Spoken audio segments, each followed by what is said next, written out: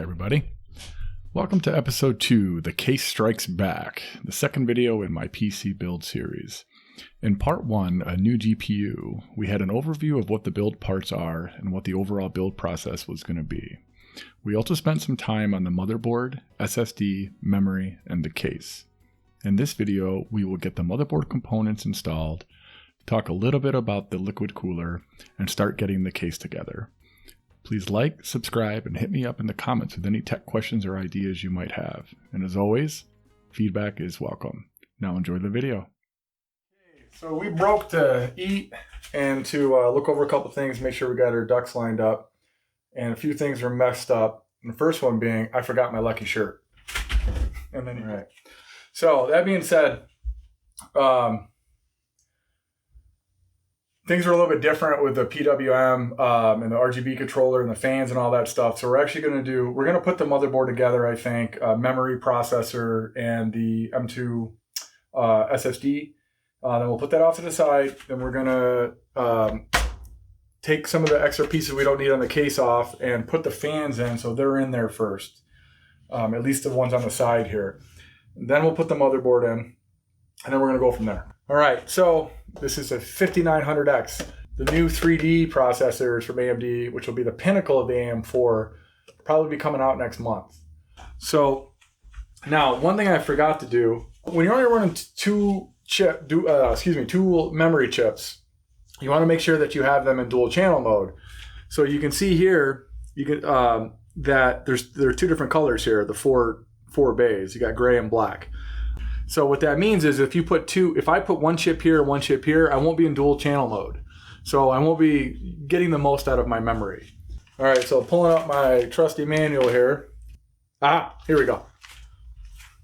So I realize now it actually doesn't matter. So see how it has the channels A1, B1, and A2, B2? So what we want to make sure it's two channels. So you don't want to install an A1 and A2, you want to install an A1 and B1 or A2 and B2. And so it really doesn't matter, but I'm going to go with the, for spacing around my motherboard, I'm going to go with the grays here.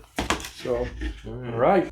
This is our trusty plastic butter knife. Always cut away from your face. Your moneymaker. I think just slice out. Yep. Real easy here. So almost impossible to put this in wrong. Just don't force it.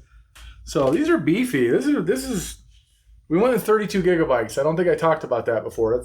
For most gamers, that's more than enough. Actually, 16 is probably more than enough for most gamers. But like I said, I want to get into some possible doing more video editing like this, and 4K, which I don't know how much that'll actually help with that. But also game development. And these things, I feel like I'm holding a batarang. But anyway, these are kind of hard to put in wrong. One thing I do recommend, like I said, I'm going to do the grays because that's going to, for those of you who might want to do a fan cooler, they're huge. So you got to make sure that you have enough space for everything. And that's one way to kind of help with that too. So for some of them fans they're so close to the processor, you wouldn't even be able to get a chip in over here. So you might want to make sure you measure all that stuff. So anyway, I'm going to pull these out. Use your box if you want your motherboard to have a little bit of bend to it so you're not breaking anything. So most motherboards that I've come across, both sides will open up. Apparently this one doesn't. They want you to kind of angle it down. So you'll see that there's a little groove right there that'll kind of stop you from putting it in wrong. So as you can see, that's not going to work. So assuming that I am correct in the installation, try not to cut your fingers off if you get one of these. There we go. Now I'm just going to check this because I am used to, like Randy said. But yeah, that looks good to me. Yeah, since the clip automatically lashed when you put pressure on. Looks even. That's usually and then an indication for it. Just repeat the same thing for the next one. There we go. And I think we're good. So not too bad. So next thing we're going to do is we're going to install the SSD. Again, 980 Pro. This is a 2 terabyte one actually, which is for most people more than enough. You can get away with 1 terabyte. 1 gig would be a little small, or even less. And if you really want to save your money, just go with like a basic, Gen 3. You can get them probably $50, like a Corsair, 512 gigabyte. And then if you're a gamer, which most PC owners are, that's, yeah, you can't fit a ton of games on there, but then you just get either an external drive or just one of them cheap hard drives. Put that in there. But I got this on sale. It was like $250 for Black Friday. Almost everything I did was on sale. That's why I got it. A lot of this stuff. And I might even put links on for you guys if anybody wants the same stuff. But in case you didn't know what a M2 SSD looks like, that's it. This is a single-sided. See how there's chips on this side, but no chips on this side. That's going to be somewhat important for installation, as we found out, because there's like a little thing that this is going to lay on since there's a gap there. That's what that rubber piece was for from earlier. This rubber piece. Yeah, actually, let's see if the motherboard is designed for a double-sided card. I don't know how well that's going to show up, but let me hold it there for a second. Hope it focuses. So that cushioning will go on top of the existing one. You'll see it when we put off. So this board has 2 spots where we can install an M2. There's one here. So as you can see, little groove. I could put that in right there and put the screws on it, kind of hold that in place. And there's that little package of screws here I can put up to keep it level. But I don't want to use that one. I'm going to use this one. You can't see it right now. It's underneath this. And this is a heat sink. So by using this, it'll also help keep the SSD cool. It's not necessary, but just a nice little thing to have because I'm planning on using this for a long time. So we're going to take this off. Trusty iFixit screwdriver. All right. So this is what we were talking about before. This is like a little rubber thing for the chip to set on. But since it's a single-sided chip, we're going to put this extra piece on. Randy can open it. Trusty. Yeah, there you go. Here, while he's doing that, on the back of the SSD here, we also got a little sticky for the drive, so it'll kind of stick to it and give us a good connection. It's almost like thermal paste, not quite, but so right before we're done and put this back on, we'll take this off as well. Did you get it? Yeah. All right, so go right on this right here. I'm just gonna go ahead and put that there, and that's gonna make up for the fact that there's no chips on the bottom side of this. So now, just like the RAM, this is just gonna pretty much slide right in. All right, I'm gonna grab this corner here. Look, and that's it. It's done. Now, this is the other reason why you want something on top of it. You want to screw it down because it kind of leans back up because that's how you would pull it out. So that's made full contact. I'm going to open this up. Teeth, that's another good thing. That's another good tool. All right, and so these other pieces are in here as if we wanted to use this one instead, which we decided not to do. And I was mistaken. We still do need that piece. So this is already designed for a larger one. I just realized I thought I was over on this one. So we need to put this. See, this is why I'm doing this, because you're going to learn as I learn. I don't know what I'm doing. So this one, no, I got to put this. Okay. So I'm actually going to take this out just to get it out of my way. Again, it comes out really easy. So don't ever be afraid if you want to upgrade like your SSD or something. Most boards have at least space for 2 though, so you could always just add it. Oh, I already forgot the sizing on that. Where did that go again? So let me size that up. Yep, so it's this one. So we're gonna put this in here. It'll let me. The iFixit case actually has specific bits for this. This isn't a screw bit, it's a hex bit. Perfect. So it doesn't have to be super tight. Just get on there finger tight. All right, so now we're back to square one. And back to this. And my assistant, please. And then there we go. See, these are the kind of mistakes that you won't see. You won't see a lot of those, big guys making. Jay-Z, Gamer Nexus. Again, they don't really do instruction videos, but Linus Tech does because they do this stuff for a living. So they're just not going to make the kind of mistakes that those everyday people are going to do. That's it for the actual drive itself. So now we're going to go ahead and put this back together. So you might just have to line things up. So don't push down until you know you got it. So again, no need to over tighten. You don't want to put too much pressure on on your chip. You just want to make sure that there's a connection. All right, so probably just finger tightening is good enough. All right, so the SSD is in. The memory is in. It's all easy stuff. If you've never done it before, don't be scared. All right, I'll let you do the honors on that one. What am I paying you for? I got it. All right.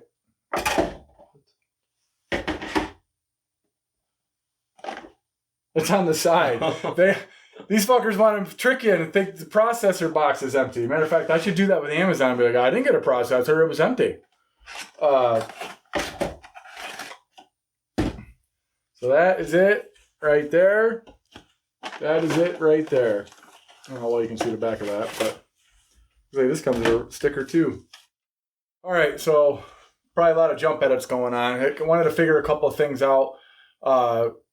We'll talk about that later, though. I want the video to kind of go in a certain order here related to the cooler. But anyway, so back to the processor. I wanted to check how the AIO unit cooler was going to be impacted, and it's not going to be. So at least for the board side. So as I left off, it's pretty easy to put this in. All the markings are there. There's one section that has an extra pin missing. It's highlighted on the bottom. Don't ever touch the pins. It's highlighted on the top. Make sure you pull this up and then just gently, just kind of move it around. It'll just drop in on its own. You do not have to push. Double check it, kind of tap. And so I make sure. So then, do it gently. So if you feel any major resistance, and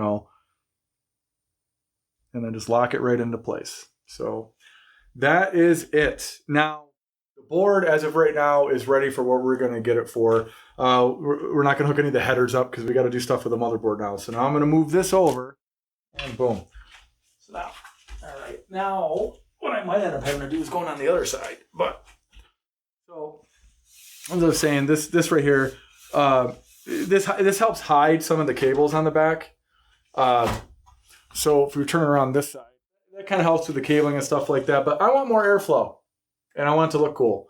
So, and I'll find some other way to hide cables probably. And you can still hide them all back here. So we want to take this out.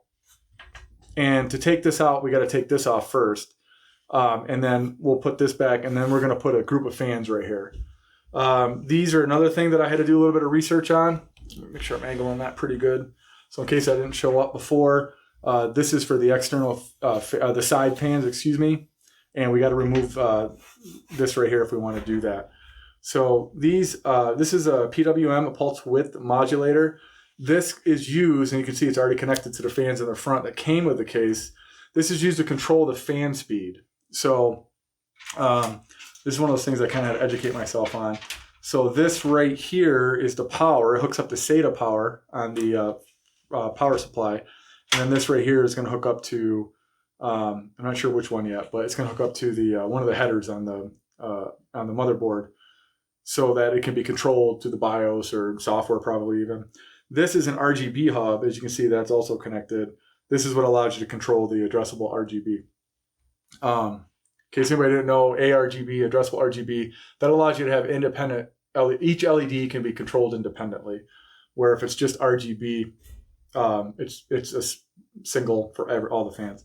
So this has a USB connection. It's going to go into a USB out on the board, and then also power for controlling. So you can control it through software, through the BIOS, however it's going to end up working.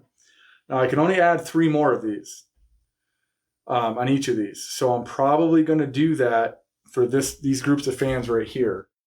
So we got a pack of, I stuck with Corsair because I just knew it'd be a little bit easier. And it's already designed to kind of match the whole white thing. The SP120 RGB Elites. So there's 3 of them in here. It's not in here, I already took it out. But it also comes with another one of these. It doesn't come with another one of these PWMs though. So I'd have to get another one of these to control that. Randy brought that back out. So yeah, here's another, this is an RGB, but there's only RGB hub. So I can't control the fan speed with that, but these are the ones we're going to want to. So we're just going to plug it into these ones. And then if we need to, we'll use this one for something from one of the other fans.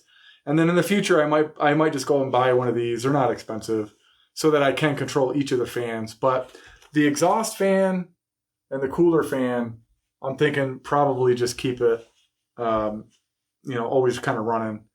So, but that's what we're going to do now. Okay, cool. So just going to go ahead and grab me one of those plastic things I said to keep on the table. Like that one right there, right next to the fan. That'll be perfect. Cool. So repurposing. I actually bought something from iFixit so you can contain a bunch of screws independently, but it still hasn't showed up. So we're just going to reuse that. All right. Well, I found something that sucks. And to take this off, I've actually got to move. I got to move some of this cabling out of the way. Yeah. So the strap for the cabling, which isn't a big deal, but that was actually hiding that. So I had to take that off. Now I've already forgotten what probably everything I'm guessing was in there. So we'll go ahead. Thankfully, it's a one-time thing. And I was originally getting ready to cover this back up here a second ago, and I'm glad I didn't, because obviously I'm going to have to put this back. This isn't coming off permanently. This is actually where we're going to mount our fans. So we'll just put this down here for now. Take this off. We're going to take this one off. Like I said, so far, it's all we really needed. Okay, so I'm trying to figure out why it's not coming off. You actually got it's in a groove here, so looks like you gotta slide it up. But I want to be careful on these cables here. And I think I got it. Boom.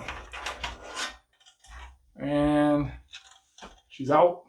Surgery was successful. Let's get our fans out here. These will actually tell you. So the air always blows, so if you're facing it, the air's going that way. So you can see there's an arrow on here showing you. That's the arrow probably showing you spin direction. But so if you want intake, which is what we do want, this is going to be out like this. As you can see here, there's two connections. And one is for the RGB hub, and then one is going to be for your PWM for power. Now, if we weren't plugging it into this, then we would plug it into the board directly, which I don't really want to get involved with. So for this one at least, so we're going to plug it right into this, and this is going to mount on this. So what I was trying to figure out is the best way to do this for cabling. So there are some holes over here on the side, but they're really not in the right spot. But kind of what I figured out was it's really not that bad to, what the heck is this? So I'm going to do here, these cables can handle a little bit of bending. I'm going to do this, and I'm going to feed the cables through, if it'll let me. Hopefully it will. All right, so I'm just going to untie this. All right, there we go. Cool, so we're going to do this, and we're going to raise this one up. Just want to make sure we're okay with that. And yeah, it doesn't seem like it's putting too much pressure on there. Now that I've got this, I'm just going to go ahead and flip this over. It does go in a little bit tight because you're threading it yourself, which I thought was weird, but I guess maybe that's how they give you a lower vibration. Well, this is the point of this video, as you guys can see somebody else struggle with it who wasn't expecting it, which is where a lot of us end up. We watch videos and try to do things, and they don't quite go according to plan, and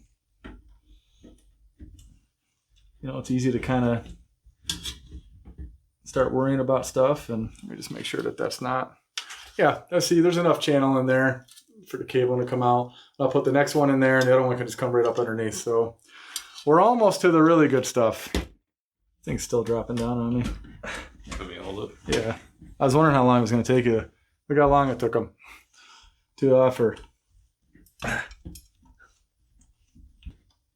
I'm not going to tighten these completely, just in case I do got to move some stuff around. So I'll come back and do that in a second.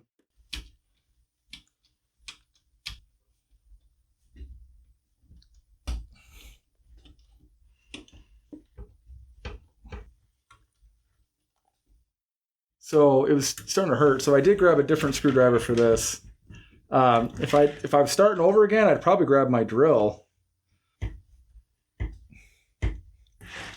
There we go. So I did end up having a little bit of space down there, but now I don't know, just for aesthetics purposes, not that it matters because you're never going to see that side. But all right, so I think that's it. I think we can go ahead.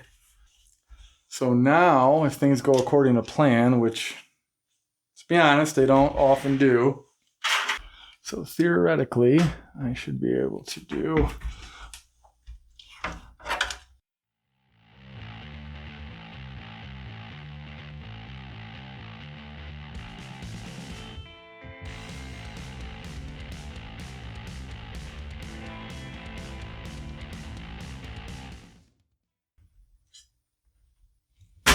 There we go.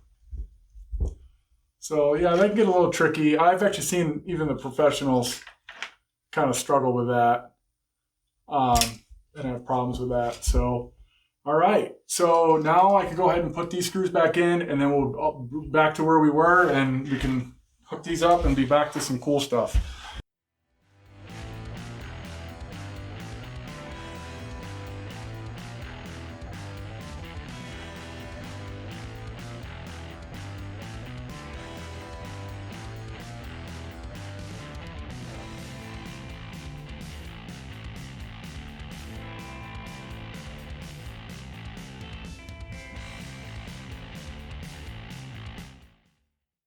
Uh-oh. What? Why is that moving? Oh, no. Oh, none of the screws went in.